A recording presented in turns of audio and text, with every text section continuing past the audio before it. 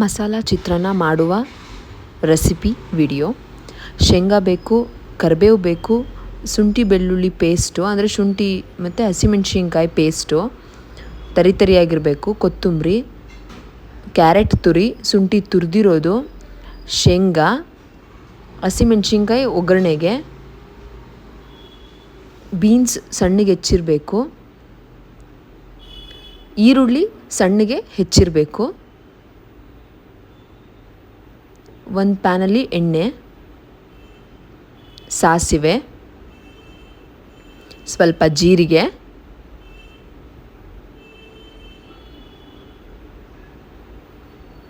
ಸ್ವಲ್ಪ ಕರಿಬೇವು, ಹಸಿಮೆಣ್ಸಿನ್ಕಾಯಿ ಒಗ್ಗರಣೆಗೆ, ಶೇಂಗಾ ಮತ್ತು ಕಡಲೆಬೇಳೆನೂ ಒಗ್ಗರಣೆಗೆ ಜೊತೆಗೆ ಹಾಕ್ತಿದ್ದೀನಿ.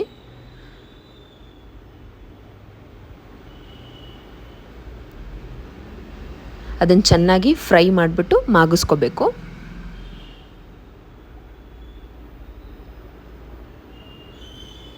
ತುಂಬ ಚೆನ್ನಾಗಿರುತ್ತೆ ಇದು ಟೇಸ್ಟು. ಅದು ಎಷ್ಟು ಕರೆದಿದೆ ಅಂತ ನೋಡ್ಕೋಬೇಕು.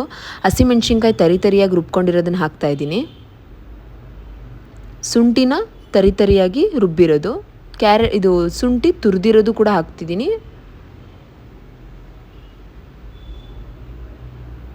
ಚೆನ್ನಾಗಿ ಫ್ರೈ ಮಾಡಿಬಿಟ್ಟು ಅದು ಮಾಗ್ತಿದ್ದೇನಾ ಅಂತ ನೋಡಬೇಕು. ಮಸಾಲ ಚಿತ್ರಾನ್ನ ಇದು ಟೇಸ್ಟ್ ತುಂಬ ಚೆನ್ನಾಗಿರುತ್ತೆ. ಟಿಫನ್ ಬಾಕ್ಸಿಗಾಗಿರ್ಬೋದು, ಒಂದು ವಾರ ಇಟ್ಕೊಳ್ಳೋಕ್ಕಾಗಿರ್ಬೋದು. ಈಗ ನೆಕ್ಸ್ಟ್ ನಾನು ಕ್ಯಾರೆಟ್ ತುರಿನ ಹಾಕ್ತಿದ್ದೀನಿ.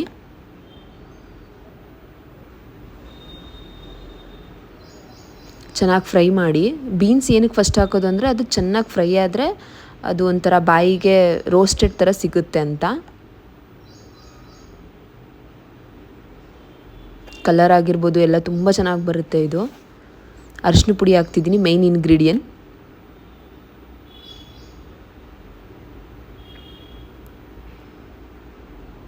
ಅರಿಶಿನ ಪುಡಿ ಹಾಕ್ತಿದ್ದೀನಿ. ನಿಮಗೆ ಹೇಗೆ ಬೇಕೋ ಹಾಗೆ. ಎರಳಿಕಾಯಿ ಇತ್ತು ಅಂದರೆ ಎರಳಿಕಾಯಿ ಯೂಸ್ ಮಾಡ್ಬೋದು.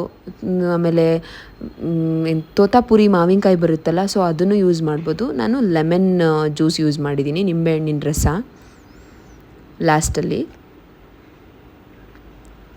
ನಿಮ್ಗೆ ಯಾವ್ದು ಅನುಕೂಲ ಆಗುತ್ತೋ, ಯಾವ್ದು ನಿಮ್ಮ ಮನೇಲಿ ಇದೆಯೋ ಸೊ ಅದನ್ನು ಮಾಡಿ. ಇವಾಗ ಮಾವಿನಕಾಯಿ ಸೀಸನ್ ಇರೋದ್ರಿಂದ ಮಾವಿನಕಾಯಿನ ಲಾಸ್ಟಲ್ಲಿ ಕಲಿಸ್ಬೇಕಾದ್ರೆ ತುರಿದು ಹಾಕಿದ್ರೆ ತುಂಬ ಟೇಸ್ಟ್ ಇರುತ್ತೆ.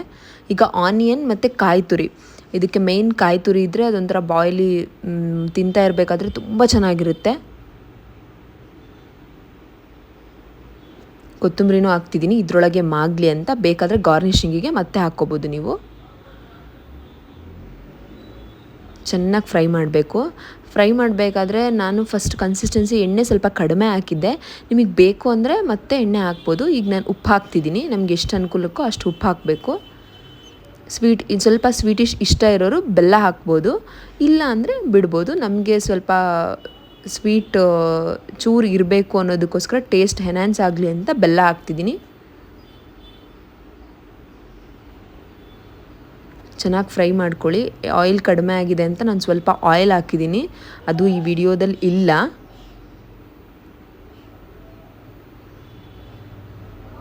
ತುಂಬ ಚೆನ್ನಾಗಿರುತ್ತೆ ಫ್ರೈ. ಈಗ ನಾನು ಮಾಡ್ತಾಯಿದ್ದೀನಿ. ಮತ್ತು ಫುಲ್ ಫ್ರೈ ಆದಮೇಲೆ ನೋಡಿ, ಇದು ಫುಲ್ ಫ್ರೈ ಆದಮೇಲೆ ತೋರಿಸ್ತಿರೋ ವಿಡಿಯೋ.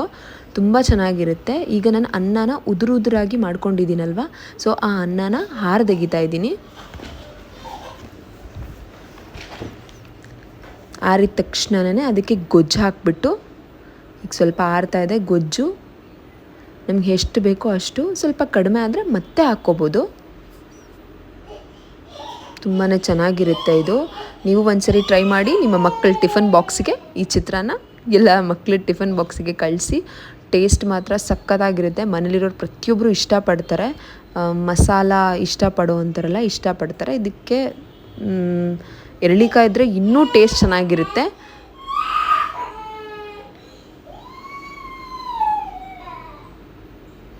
ಅಷ್ಟು ಉದುರು ಥರ ಇದೆ. ಅದನ್ನು ಟೇಸ್ಟ್ ನನ್ನ ತಂಗಿ ಸ್ವಲ್ಪ ನೋಡ್ತಿದ್ದಾಳೆ. ನಾವು ಇದ್ರ ಜೊತೆಗೆ ಕಡಲೆಬೇಳೆ ವಡೆ ಮಾಡಿದ್ವಿ, ಬಟ್ ಅದನ್ನು ನೆಕ್ಸ್ಟ್ ವಿಡಿಯೋದಲ್ಲಿ ರೆಸಿಪಿ ತೋರಿಸ್ತೀನಿ.